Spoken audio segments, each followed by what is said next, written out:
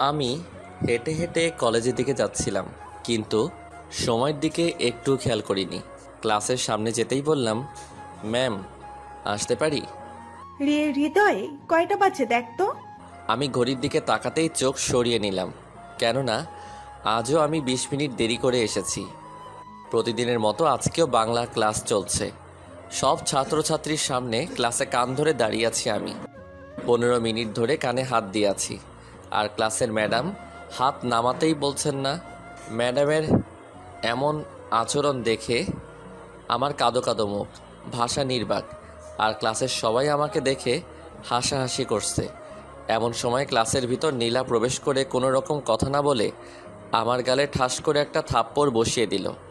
মেয়েটা হঠাৎ করে আমাকে থাপ্পড় মারাতে ক্লাসটা নিথর হয়ে গেছে। কেউ বিশ্বাস করতে পারছে না এ কী হলো ক্লাসে। ক্লাসের ম্যাডাম বলে উঠলেন, কি হয়েছে মা? তুমি এভাবে ক্লাসের ভেতর ঢুকে কোনো রকম কথা না বলে হৃদয়কে থাপ্পড় মারলে কেন? থাপ্পড় আমি সাধে মারিনি, যাকে মেরেছি তাকে জিজ্ঞেস করুন কেন মারছি।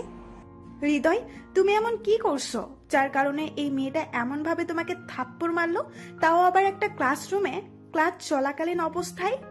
ম্যাডাম, আমি কিচ্ছু করিনি, বিশ্বাস করুন। আর জানি না আমাকে কেন এমনভাবে মারলো মেয়েটা।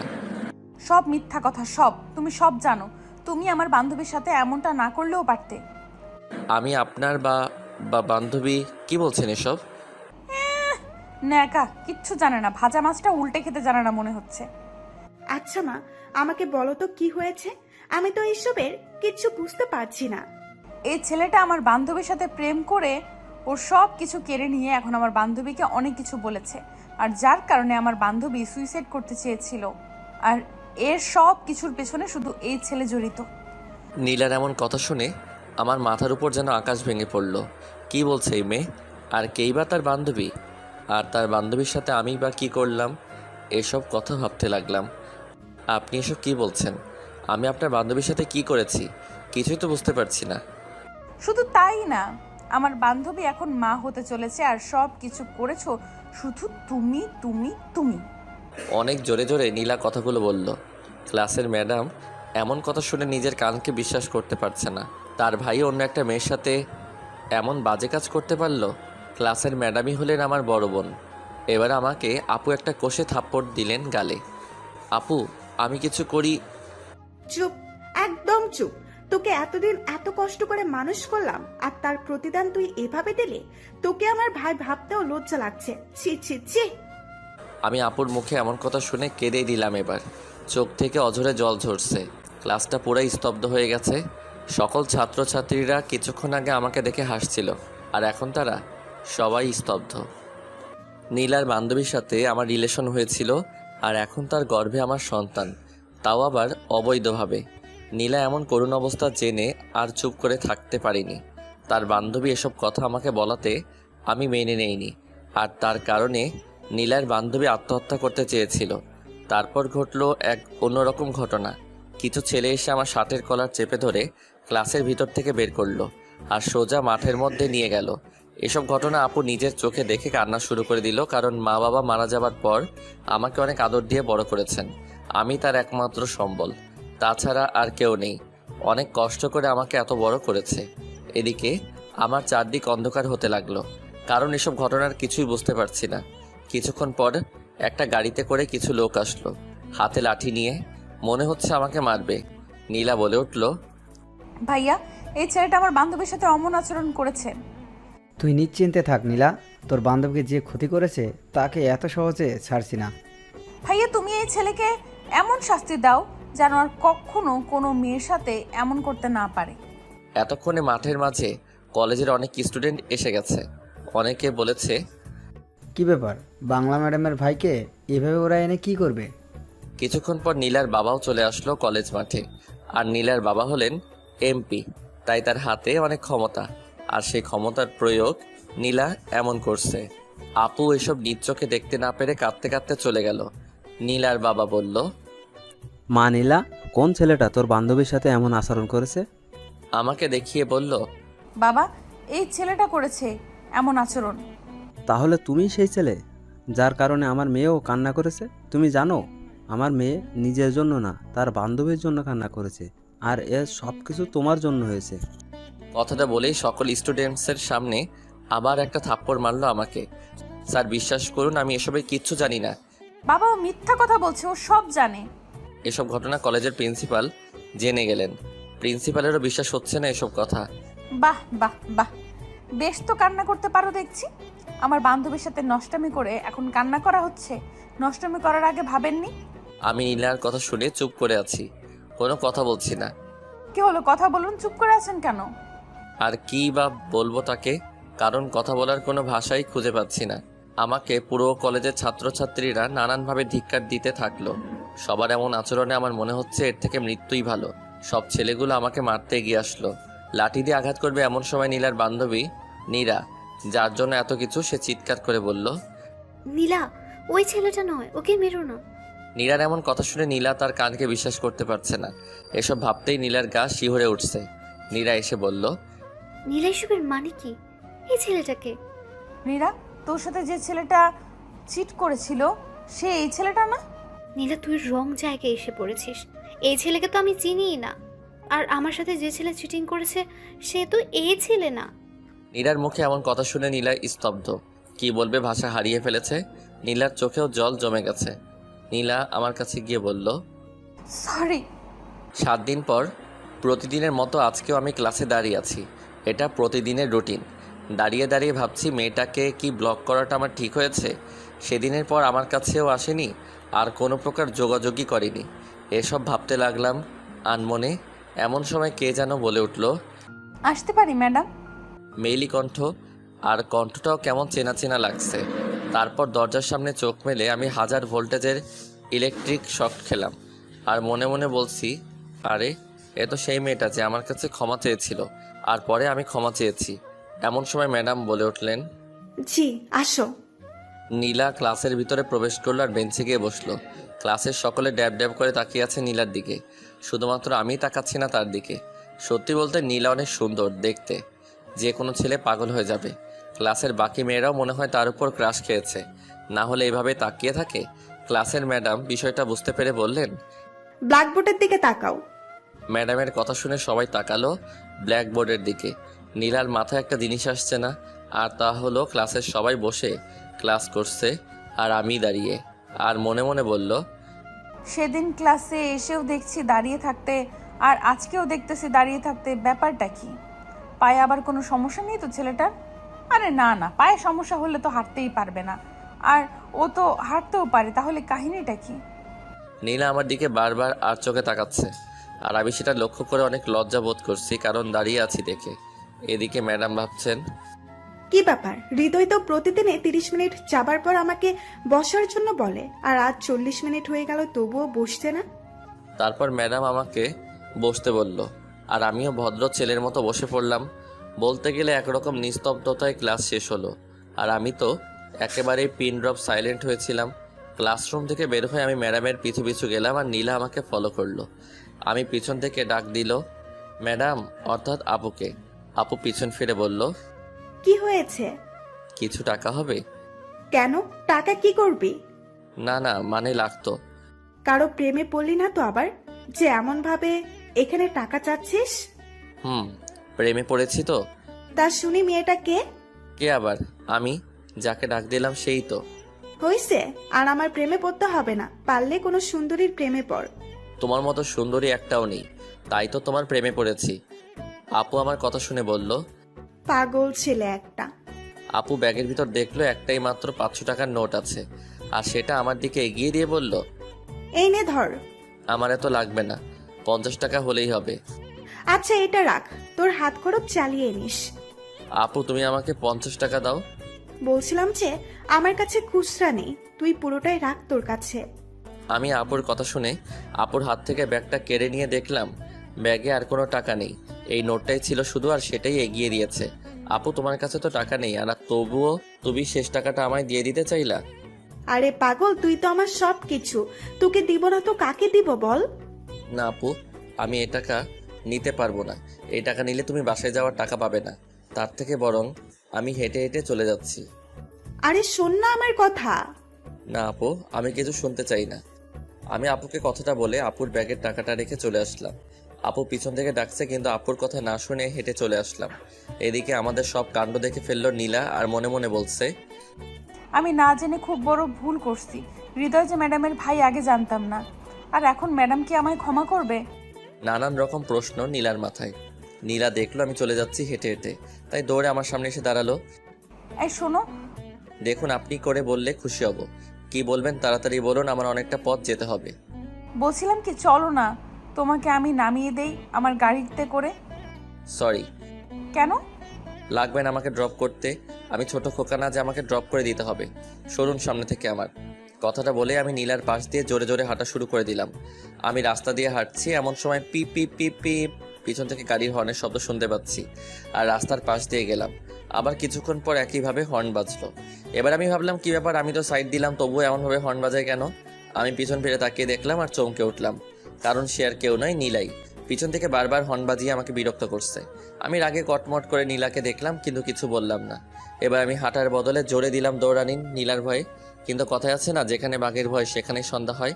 নীলাও গাড়ি চালানোর স্পিড বাড়িয়ে দিল, আর আমার পিছু পিছু ছুটলো এবং নন স্টপ হর্ন বাজিয়ে যাচ্ছে। আর তার হর্নের শব্দে রাস্তার পাশের লোকও কানে আঙুল দিয়ে রইল। আমি খুব জোরে দৌড়াচ্ছি, আর নীলা আমার পিছু পিছু আসছে।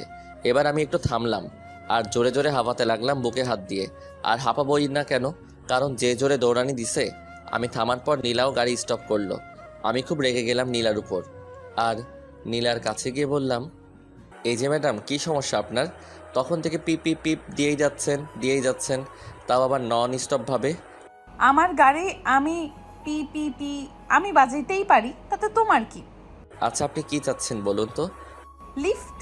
আমি কাউকে কিছু দিতে পারবো না, সরি। আরে আমি নিব না, আমি আপনাকে লিফট দেব, আর না হলে পিপি বাজাতেই থাকবো কিন্তু। আমি কারো কাছ থেকে লিফট নিতে পারবো না। তারপর আশেপাশের কিছু লোক ডাকলাম আর ঘটনা খুলে বললাম। লোকগুলো যখনই নীলাকে দেখলো আর সবাই পালিয়ে গেল, আমি আর কিছুই বুঝতে পারলাম না।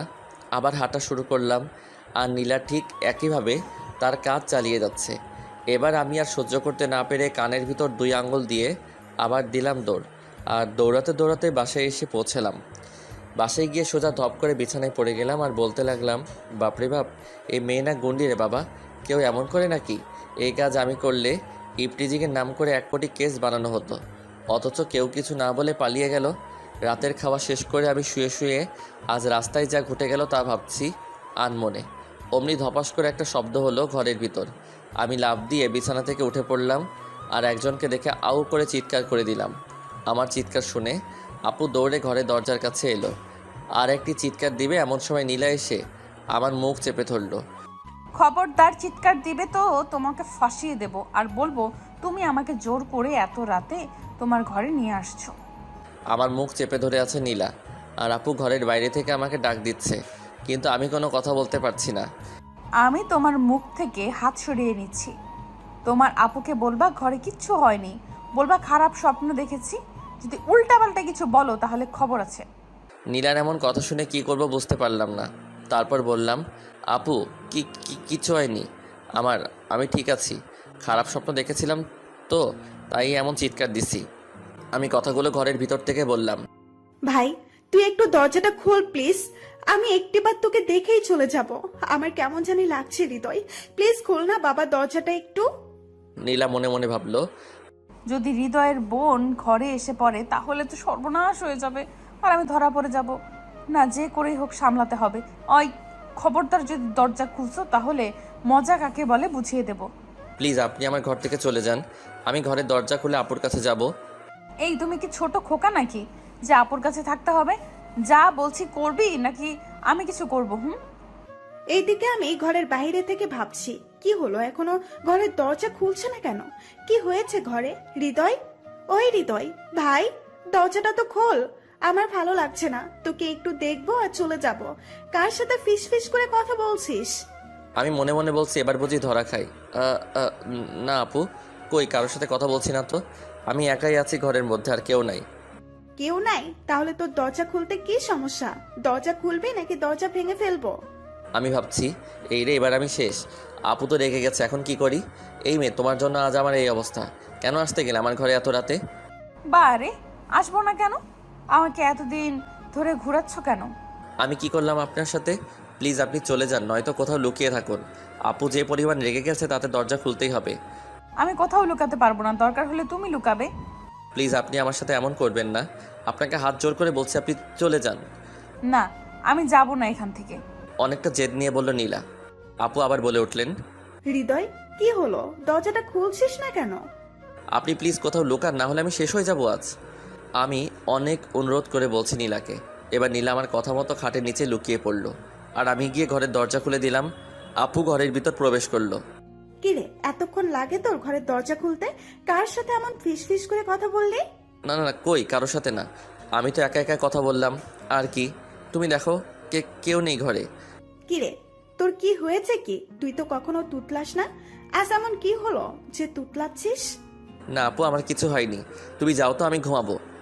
ভাই বোনের সব কথা আমি খাটের তলা থেকে শুনছি আর মুচকি মুচকি হাসছি। তোর ঘরে কেউ একজন আছে, আমি একটু খুঁজে দেখি। আপু কেউ নেই আমার ঘরে, বিশ্বাস করো। আমি খুঁজলে তোর কোনো সমস্যা? না মানে আমার আবার কি কি সমস্যা? আচ্ছা, খাটের নিচে দেখি তো কাউকে পাই কিনা। বোনের মুখে এমন কথা শুনে আমার হার্ট অ্যাটাক করার মতো অবস্থা। আর এদিকে নীলাও মনে মনে বলছে, আজ আমিও গেলাম। আমি ভাবছি এখন যদি আপু নীলাকে দেখে ফেলে তাহলে তো আমাকে, শালা নীলাটাও আর আসার সময় পেল না, রাতের মধ্যে আসতে হলো। না না আপু, খাটের নিচে কেউ নেই তো। কেউ নেই? তাহলে আমি দেখলে কি সমস্যা তোর? না না, সমস্যা নেই তো। বলছিলাম কি, তুমি যাও, আমি ঘুমাবো। কোনো ঘুমাঘুমি নেই, আজ ভাই বোন সারা রাত গল্প করব। কি? হ্যাঁ, গল্প। আচ্ছা সর, আগে খুঁজে দেখি কে আসছিল তোর ঘরে। আপু আমার কোনো রকম কথা না শুনে খাটের নিচে লাইট মেরে দেখতে লাগলো, আর আমি করে একটা বড় চিৎকার দিলাম। আর আপু খাটের নিচে দেখলো। এত রাতে এমন রাক্ষসের মতো চিল্লাচ্ছিস কেন? খুশিতে চিল্লাচ্ছি, আপুর খুশিতে। হয়েছে হয়েছে, আর ঢং করতে হবে না, অনেক রাত হয়েছে, এখন লক্ষ্মী ছেলের মতো ঘুমিয়ে পড়। আপু খাটের নিচে কেউ নেই? না, কেউ নেই, এখন ঘুমিয়ে পড়। সত্যি কেউ নেই? সত্যিই কেউ নেই। কথাটা বলেই চলে গেল আপু ঘর থেকে, আর সাথে সাথে আমি ঘরের দরজা বন্ধ করে দিলাম। আর ভাবছি কি ব্যাপার, নীলা গেল কোথায়? খাটের নিচেই তো ছিল। আমি এবার খাটের নিচে তাকিয়ে দেখলাম, ঠিকই তো, নীলা নেই খাটের নিচে। তাহলে গেলটা কোথায়? আমি ভাবছি ভূত নয় তো আবার। ও আপু, তুমি গেলা কেন? আমার বড্ড ভয় করছে। আমি খাটের নিচে তাকিয়ে আছি, এমন সময় নীলা আমার পিঠে টোকা দিল, আর আমি ভাবলাম ভূত, তাই আবার চিৎকার দেওয়ার আগে আমার মুখ আবার চেপে ধরে বিছানায় ধপাস করে পড়ে গেলাম। আমি আর নীলা আমার বুকের উপর পড়ে আছে, আর আমি অপলক নয়নে তাকিয়ে আছি নীলার চোখের দিকে, চোখ এক বিন্দু সরাচ্ছি না। এই যে হ্যালো, এমন করে কি দেখছো? নীলার কথা শুনে আমার ঘোর কেটে গেল, আর নীলাকে সরিয়ে দিয়ে বিছানা থেকে নেমে গেলাম। কই কিছু না তো, কি আবার দেখব? আপনি প্লিজ আমার ঘর থেকে চলে যান, নয়তো আপু আসলে আর রক্ষা হবে না। চলে যেতে পারি একটা শর্তে। আমার অপরাধগুলো তোমাকে ক্ষমা করে দিতে হবে। আচ্ছা ঠিক আছে, দিলাম, এবার প্লিজ যান। না, এভাবে বললে হবে না, তোমাকে বলতে হবে নীলা, তুমি খুব ভালো একটা মেয়ে, তোমার সমস্ত অপরাধ আমি ক্ষমা করে দিলাম। আমি ভাবছি এখন নীলার কথা মেনে নেওয়া ছাড়া আর কোনো রাস্তা নেই, তাই বাধ্য হয়ে বললাম, নীলা তুমি খুব ভালো, খুব মিষ্টি, তোমার সব কিছু অপরাধ ক্ষমা করে দিলাম। এই তো, গুড বয়। এবার প্লিজ যান। আচ্ছা আচ্ছা, যাচ্ছি। তারপর নীলা আমার ঘর থেকে চলে গেল, মুচকি মুচকি হাসতে হাসতে। আর আমি একটা হাঁপ ছাড়লাম আর বলছি, যাক বাবা, বাঁচলাম। ভাগ্য ভালো আপু দেখে নাই, যদি দেখতো না জানি কি বলতো আমাকে। এদিকে রাতে ঘুমাতে পারছি না, শুধু নীলার মুখটা চোখের সামনে ভেসে আসছে। নীলাকে ভাবতে ভাবতে একসময় ঘুমিয়ে পড়লাম। হঠাৎ করে দরজায় ঠক ঠক কেউ শব্দ করছে। আমি খুব বিরক্ত হয়ে গেলাম, আর বিছানা থেকে উঠে দরজা খুলতে গেলাম। দরজা খোলা মাত্রই দেখতে পেলাম নীলা মুচকি মুচকি হাসছে। প্রথমে ভাবলাম চোখের সমস্যা বোধহয়, পরক্ষণে চোখ দুটো কচলিয়ে দেখলাম না, ঠিকই আছে, এটা নীলাই। নীলাকে দেখে আবার আমার অবস্থা খারাপ হয়ে গেল। ভাবছি কালকে রাতেই না চলে গেল, এখন আবার আসলো কেন? আর তাছাড়া এখন তো আপু বাসায় আছে। আমি হাঁ করে তাকিয়ে আছি নীলার দিকে। এইভাবে তাকিয়ে আছি দেখে নীলা আমাকে আস্তে করে একটা ধাক্কা দিয়ে ঘরের ভিতর প্রবেশ করলো, আর আমার জামা প্যান্টগুলো বের করলো। এই আপনার কি মাথা খারাপ হয়ে গেছে নাকি? আপনি আবার আমার ঘরে এসে আমার জামা প্যান্টগুলো বের করছেন কোন সাহসে? রেখে কোনো লাভ নেই, আপনি এখন আমার সাথে ঘুরতে যাবেন, তাই আপনার জামা গোছাচ্ছি। আপনি এসব কি বলছেন? ঘুরতে যাব মানে? কোথায় ঘুরতে যাব? আমি কোথাও যাব না বলে দিলাম। আপনাকে কে বাসায় ঢুকতে দিয়েছে? আরে আস্তে আস্তে, এত জোরে জোরে প্রশ্ন করলে উত্তর দেব কিভাবে? প্রথমত আমি এসব ঠিকই বলছি, আর দ্বিতীয়ত আমার সাথে ঘুরতে যাবেন, তৃতীয়ত আমার যেখানে ইচ্ছে হবে নিয়ে যাব, আর চতুর্থত হলো আপনার বোনই আমাকে বাসাতে ঢুকতে দিয়েছে। কি? আপু ঢুকতে দিয়েছে? নীলা একটা মুচকি হাসি দিয়ে বলল। হ্যাঁ।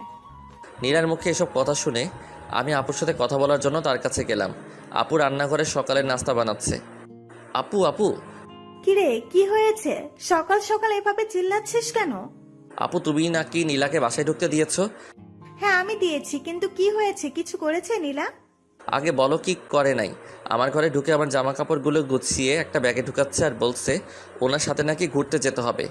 হ্যাঁ তো যাবি ঘুরতে, আর তুই তো তেমন ঘুরতেও চাস না।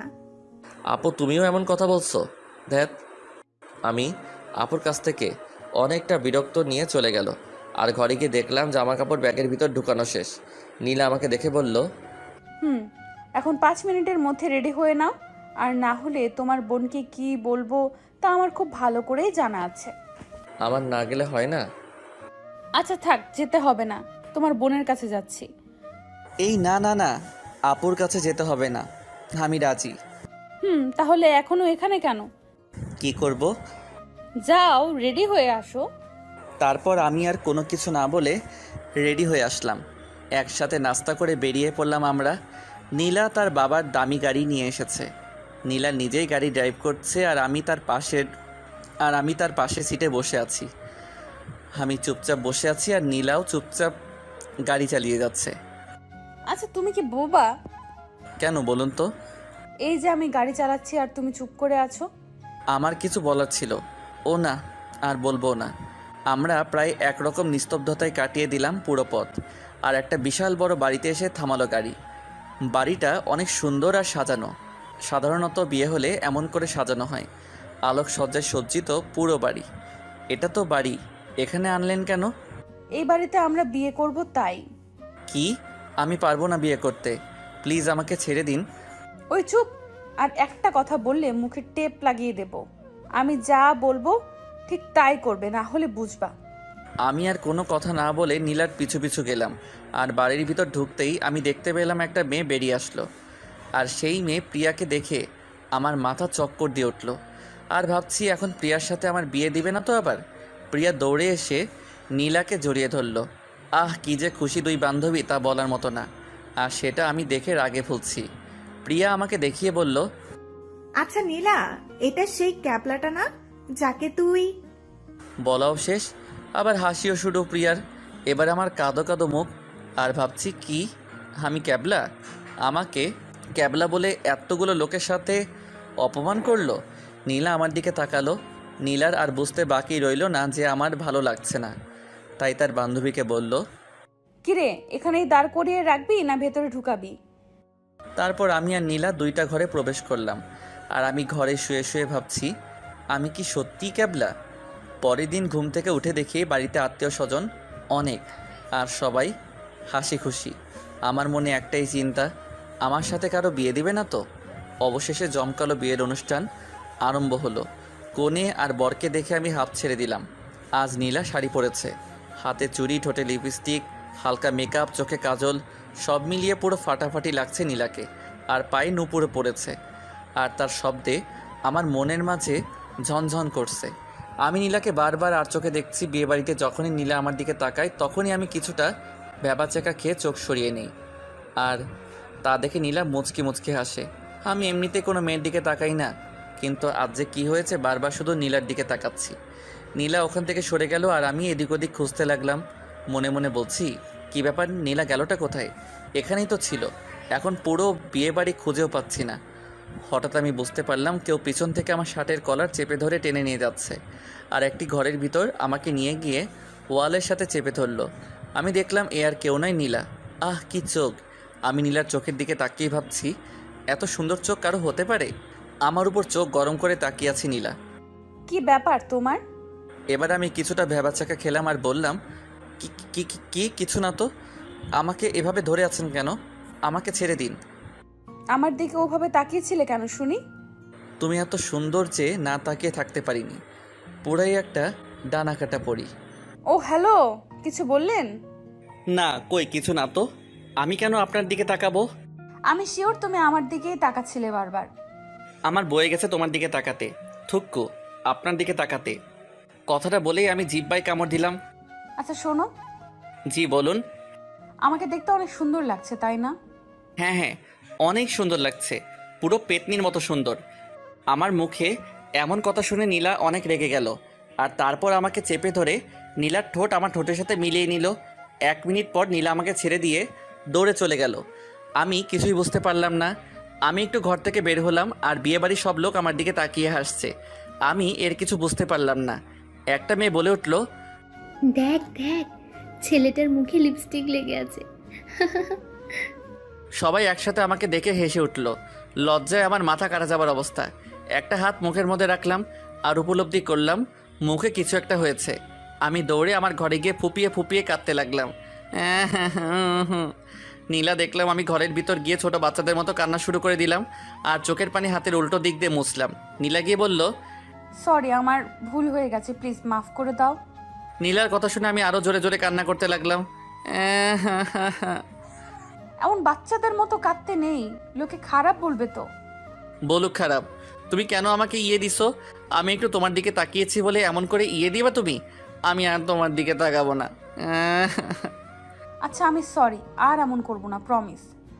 নীলা আমার কাছে গিয়ে তার হাত দিয়ে আলতো করে আমার চোখের পানি মুছে দিল। আমি চুপ করে আছি, কিছু বলছি না দেখে নীলার মনটাও একটু খারাপ হয়ে গেল। খুব লেগেছে তাই না? হুম। তুমি কেন আমাকে পেতনি বলছো তখন? পেতনিকে পেতনি না বলবো তো কি পরি বলবো নাকি? আপনি আমার কাছ থেকে জানতে চাইছেন কেন? নীলা চলে গেল আমার কাছ থেকে, আর তার কিছুক্ষণ পর নীলার বান্ধবী প্রিয়ার আগমন। প্রিয়া এসে বলল, সরি। আবার আপনি সরি বলছেন কেন?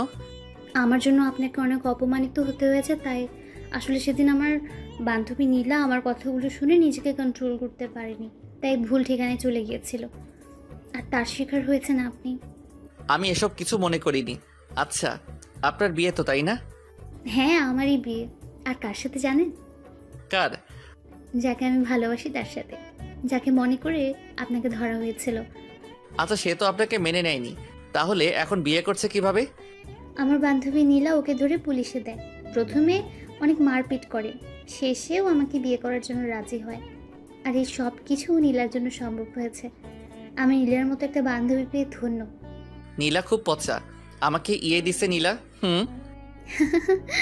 কি ইয়ে দিছে? কই দেখি দেখি। আমি না দেখে হাত দিয়ে থাকলাম। মেঘা চলে গেল আরও কিছু কথা বলে। এখন আমার কাছে সব কিছু পরিষ্কার হলো, কারণ মেঘারই বিয়ে, অনেক ধুমধামে বিয়ে হলো।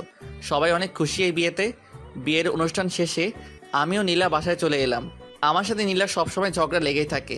বেশ ভালো বন্ধুত্ব হয়েছে আমাদের মাঝে। ক্লাসে একই বেঞ্চে বসি আমিও নীলা। মাঝে মাঝে যখন আমি ক্লাসে দাঁড়িয়ে থাকি, তখন নীলা আমার শরীরে চিমটি কাটে, আর তখন আউ করে চিৎকার করে উঠি। একদিন বাসায় এসে দেখি আমার গিটার নেই। আপু, ও আপু, কই তুমি? কি হয়েছে? আমার গিটার তো এখানেই ছিল, পাচ্ছি না কেন?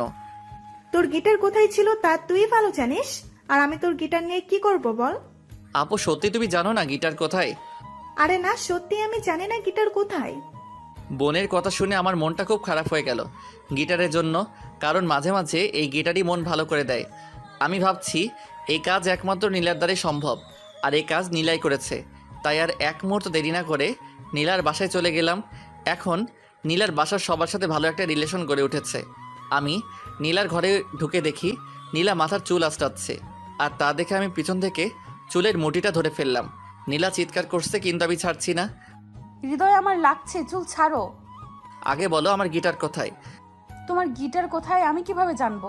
আমার চুল ছাড়ো বলছি, লাগছে আমার। তুমি গিটার না দিলে আমি কখনোই চুল ছাড়বো না। নীলার চুল টেনে ধরার কারণে অনেক লাগছে নীলার। আমি কিছুতেই ছাড়ছি না চুল। নীলা একটা ধাক্কা মেরে আমাকে ফেলে দিল, আর আমি বিছানায় পড়ে গেলাম। নীলা বলল, ফাজলামির একটা সীমা আছে। তোমার গিটার আমি নেই নাই, আর একবার যদি গিটারের কথা বলো তাহলে মোটেও ভালো হবে না, কিন্তু বলে দিলাম। মহারানী রাগ উঠল দেখছি, চোর কোথাকার। চুপ, একদম চুপ, বেয়াদ্দপ ছেলে। আমি রাখবো কি রাখবো না সেটা আমার ব্যাপার, এখানে তোর কথা বলার কি আছে? নীলা, এসব কি বলছো? হ্যাঁ, আমি ঠিকই বলছি। আর একটা কথা, আমার সামনে তুমি আর কখনো আসবে না। তোমার পেঁচা মার্কা মুখ আমি আর দেখতে চাই না। তোমাকে আমি অনেক ভালো ভেবেছিলাম, কিন্তু তুমি অনেক নীচ, অনেক বাজে। আর কখনো তোমার মুখ আমাকে দেখাবে না। নীলা আমাকে এভাবে আরও অনেক কথা শোনালো, আর এসব শুনে আমি প্রায় কেঁদেই দিচ্ছিলাম। আমি ভাবছি নীলা কি বলে এসব, আমি তো কখনো খারাপ কিছু করিনি, কোনো খারাপ ব্যবহারও করিনি, তাহলে আমাকে এসব বলছে কেন? আমি নীলাকে বললাম, নীলা অনেক হলো, আর মজা নিও না তো, চলো আজ ঘুরতে যাব। Just shut up. তোর মতো একটা ছেলের সাথে ঘুরতে যাব আমি? ইম্পসিবল। তুই অন্য কোনো মেয়ের সাথে ঘুরতে যা। নীলার কথা শুনে আমি পুরোই স্তব্ধ, কারণ এমন ব্যবহার এর আগে কখনো করেনি নীলা। আমি চুপ করে দাঁড়িয়ে আছি। কি হলো, এখনো এইখানে আছো কেন? বেরিয়ে যাবে ঘর থেকে, না ভাইয়াকে ডাকবো? এবার আর সহ্য করতে না পেরে আমি চলে গেলাম নীলার বাসা থেকে, আর নানান রকম ভাবতে থাকলাম, কারণ আজ যেটা হলো সেটা কখনো আশা করিনি। আর এদিকে নীলা বিছানায় শুয়ে কান্না করতে লাগলো, কারণ নীলা যে আমাকে ভালোবেসে ফেলেছে আর আজকের ব্যবহার করেছে, এই কারণে তা হলো আমি একটা গিটার কিনে আর বাজানো শিখে একদিন কলেজ ক্যাম্পাসে একটা মেয়েকে নিজের হাতে গিটার বাজানো শিখিয়েছি। আর সেই দৃশ্য নীলা খুব ভালো করে লক্ষ্য করে, আর পরে গিটারটা নিয়ে ভেঙে ফেলে। তারপর কি হলো তা তো জানেন সবাই। বাসায় এসে আমিও কান্না করলাম, আর ভাবছি এতদিন যার সাথে এত ভালো বন্ধুত্ব গড়ে উঠেছিল, আর সে কিনা আজ এভাবে সব কিছু শেষ করে দিল। 1 মাস পর আমারও নীলার মধ্যে কোনো যোগাযোগ নেই, ফেসবুকেও আমাকে ব্লক করেছে নীলা এই একটু সামান্য ভুলের জন্য। এদিকে নীলা প্রতিদিনই অপেক্ষা করে, এই বুঝি আমি আসবো, আমাকে ভালোবাসার কথা বলবে। আমিও নীলাকে খুব মিস করে নীলার সাথে কাটানো সময়গুলো। যখন মন খারাপ থাকতো তখন নীলা আমার গিটারটা বাজিয়ে গান শোনাতো, আর সেই গান এখন কেউ শোনায় না। আমি ইচ্ছে করেই নীলার সাথে কোনো প্রকার যোগাযোগ করিনি, কারণ নীলা বাধা করেছে, তাই আর আমি নীলাকে ভালোবাসি, তাই তার কথা ফেলবো কিভাবে। আর কিছুদিন পর ঘরের মধ্যে আমার চোখ বেয়ে টপ টপ করে অশ্রুকণা ঝরে পড়ছে। আমার এমন অবস্থা দেখে বোন এসে বলে, ভাই কি হয়েছে তোর, এভাবে কাঁদছিস কেন? আপু আরে কি হয়েছে বলবি তো নাকি? আপু নীলাকে আমি ভালোবাসি, ওকে ছাড়া থাকতে পারবো না আপু। আমার মুখে আজ এই প্রথম আপু শুনলো আমি কোনো মেয়েকে ভালোবাসি, আর সেই মেয়েটা নীলা। একটু মুচকি হাসি দিয়ে বলল, আরে পাগল ছেলে, ভালোবাসিস তো ভালো কথা, কিন্তু আমাকে এই কথা না বলে সেই মেয়েটাকে বললেই তো হয়। আপু ও আমাকে ওর কাছে যেতে বারণ করেছে, আর আরে কি বল? আর নীলার বিয়ে আজকেই। ওই চুপ, কাঁদবি না একদম, ছোট বাচ্চাদের মতো কাঁদে। আপু আমি তোমার কাছে নীলাকে চাচ্ছি, ওকে এনে দাও আপু। ওকে আজ 2 মাস থেকে দেখিনি, আর ফোনে ওর কিছু ছবি ছিল, ও সেগুলো ডিলিট করেছে। উফ, কান্নাটা থামাবি তুই? কেমন ছেলে তুই, ভালোবাসার কথা বলতে পারিস না, আর আমাকে বলা হচ্ছে আপুকে এনে দাও না। হ্যাঁ, মামার বাড়ির আবদার। নীলার বিয়ে যার সাথে হচ্ছে সেই ছেলেটাকে কোথায় থাকে আর কি করে? জানি না, আমি কিছু জানি না। আপু ভাবছে যে করে হোক বিয়ে আটকাতে হবে, তাই আর দেরি না করে সোজা নীলার বাসায় গেল আপু। গিয়ে দেখলো নীলা লাল বেনারসি পরে বসে আছে, অনেক লোকজন এসেছে বিয়েতে। নীলা আপুকে দেখে একটু অবাক হলো। আপু আর দেরি না করে বিয়ে বাড়িতে থাকা সকল লোকের সামনে নীলাকে বলল, নীলা, তুমি জানো আমার ভাইটা আজ অব্দি কিচ্ছু চায়নি, কিন্তু আজ চেয়েছে। আর সেটা কি জানো? সেটা হলো তুমি। আমার ভাইটা তোমাকে অনেক ভালোবাসে, তাই তোমার কথা পালন করেছে, তোমার সাথে দেখাও করেনি, প্রতি রাত কেঁদেছে তোমার জন্য। নীলা নিজে কানে এসব শুনে বিশ্বাস করতে পারছে না। নীলার চোখ থেকে পানি পড়ছে, কিছু বলার ভাষা নেই। তারপর লক্ষ্য করলো আমি চলে এসেছি। নীলার সামনে দাঁড়িয়ে আছি, কেউ কিছু কথা বলছে না। যার সাথে নীলার বিয়ে হওয়ার কথা ছিল সেও অবাক কথা শুনে। নীলা দৌড়ে গিয়ে আমার বুকে ঝাঁপিয়ে পড়লো আর কাঁদতে লাগলো। আমাকে ভালোবাসো, আগে বলনি কেন? ভেবেছিলাম তুমি আমাকে ভালোবাসো, তাই তুমিই বলবে। গাধা, মেয়েরা ভালোবাসার কথা বলে না, ছেলেদেরই বলতে হয়। তারপর কিছু বাংলা সিনেমার মতো আমার আর নীলার বিয়ে হলো। সবাই অনেক খুশি, আর সব থেকে বেশি খুশি নীলা, কারণ সে তার ভালোবাসার মানুষটিকে পেয়েছে। বাসরাতে বসে আছে নীলা। আমি যাওয়া মাত্রই, খবরদার আমার কাছে আসবে না। কেন? তুমি আমাকে অনেক কষ্ট দিছো তাই। আর আমার কাছে আসতে গেলে 1000 বার কান ধরে উদ্বাস করতে হবে।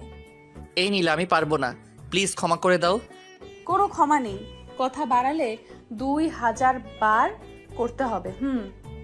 কিন্তু না না, কোনো কিনতে হবে না, যা বলছি তাই করতে হবে। কিছু উপায় খুঁজে না পেয়ে কান ধরে উঠবস করতে লাগলাম। আর নীলা গুনতেছে 100 পার হওয়ার পর মাথা ঘুরে ধপ করে পড়ে গেলাম আমি নীলার কোলে, আর নীলা আমাকে বিছানায় শুয়ে দেয়। নীলা ভাবতে পারিনি আমি এভাবে পড়ে যাব। অনেক ডাকাডাকি করছি, কিন্তু হৃদয় চোখ খুলছে না। সে উঠছে না দেখে আমি শেষ অবধি কেঁদেই দিলাম আর বললাম, এই উঠছো না কেন? প্লিজ ওঠো, আর কখনো বলবো না কান ধরতে। সে নিশ্চুপ। এবার আমি দৌড়ে গ্লাসে করে পানি এনে তার মুখে ছিটিয়ে দিলাম, কিন্তু তারপরও জ্ঞান ফিরল না। আমি এসব দেখে কি করব বুঝতে পারছি না। বেশ কিছুদিন পর হৃদয় চোখ খুলল, আর আমি তা দেখে অনেক খুশি, কিন্তু চোখে পানি ছলছল করছে। নীলা, তুমি কাঁদছো কেন? প্লিজ আমাকে মাফ করে দিও বাবু, আমি আর এমন করব না কখনো। আরে তোমার আবার কি করলে? আমি তোমাকে আজকের মতো একটা রাতে অমন কান ধরাইছি তাই, আর তুমি কান ধরে উদ্বোস করার সময় জ্ঞান হারিয়েছিলে। আরে আমি তো এমনি জ্ঞান হারানোর অভিনয় করেছিলাম।